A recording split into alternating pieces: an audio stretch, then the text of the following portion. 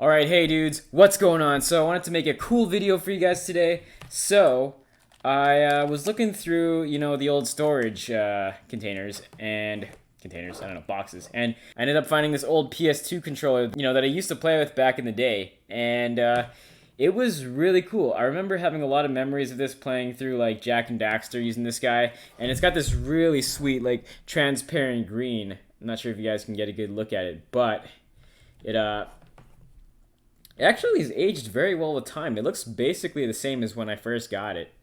And so it's kind of like it's actually more like a turquoise green, which is really cool. I really dig this blue greenish kind of color to it. And now, of course, it's not as good as it was back in the day. I think the left stick gets kind of stuck now. But, I mean, I don't really play PS2 that much anymore anyways, so it's like not such a big deal. But anyways, it's just cool to look back at these old school controllers because I don't know, it's like gaming history, you know? I did like the PS2 controller over the PS3 controller personally. I felt like these trigger buttons were a bit better than the PS3s because the PS3s were very slippery, I felt like, and there would be a lot of times where you're pulling down it and your finger would totally slip off the trigger because they were so rounded. Which I'm glad they fixed with the PS4 controller. And I actually have a PS4 controller here for comparison. I guess you could say it's a more like modern version since it's also green, but like it's this army green one that came with my World War II edition PS4, the COD World War II edition.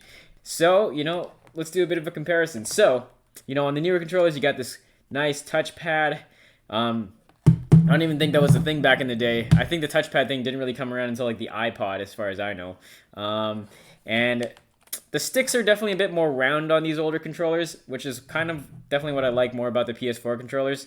And there was this analog button here that I never knew what it actually did. And there's this select and start button. And yeah, but I remember using this for like ATV quad power racing. I don't even think that was a very big game on the PS2, but yeah, it was a lot of fun, and I think it made it more fun playing because I was using a controller that I really liked the look of, and yeah, it's pretty sweet. I wish they would come out with a PS4 controller that was this color, or like Xbox would have a controller like this as well, or something. Just because I really dig the look. Whatever happened to all this transparent plastic stuff? Like they used to have like Game Boys that were like that as well, I think. I actually did own a PS4 controller previously that actually had like a clear blue finish, which was pretty cool.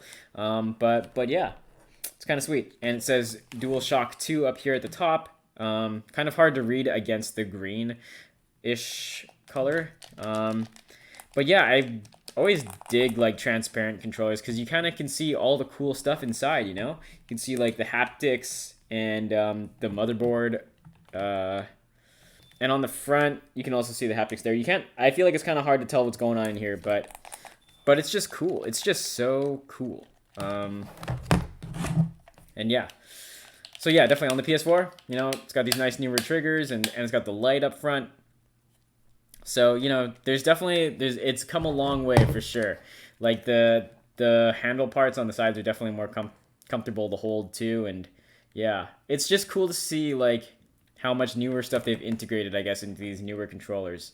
And also just it being wireless, such a big difference. Because like back in the day, you used to have this cable, and sometimes it wasn't long enough, and sometimes you needed like an extension cable to play from further away. I remember owning one of those. It was a very long extension cable. And yeah, and you had this proprietary adapter. It wasn't USB. God, the horrors. And like, but yeah, it was totally fine back in the day, and like, it's cool. It's cool to see the evolution. Yeah. Sweet.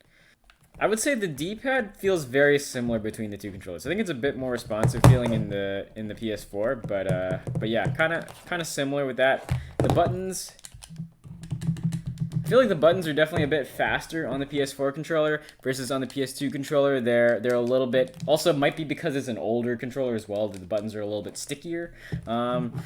Yeah, one thing I do kind of miss is the whole start and select button being here. I feel like it's a little weird reaching them in these really tiny spots now. That's like one complaint I have about the PS4 controller. Also, I kind of feel like the touchpad is sort of unnecessary because there's like, I've only ever used it in like one game or two games on the entire PS4. And the light bar, also another feature that I don't really use a whole lot and I feel like kind of drains extra battery.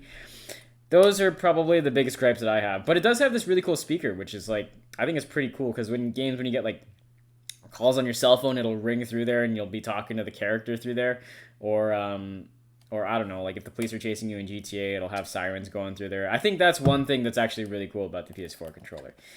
Sweet. All right. Well, I just kind of wanted to share my feelings and kind of, reminisce about the good old days. Sweet. Well, I hope that you guys enjoyed watching the video. And if you want to join the party, you can hit the subscribe button. And don't forget to hit the like button. All right, guys. I will see you guys in the next video, okay? All right. Thanks for watching. Sharp Steels out.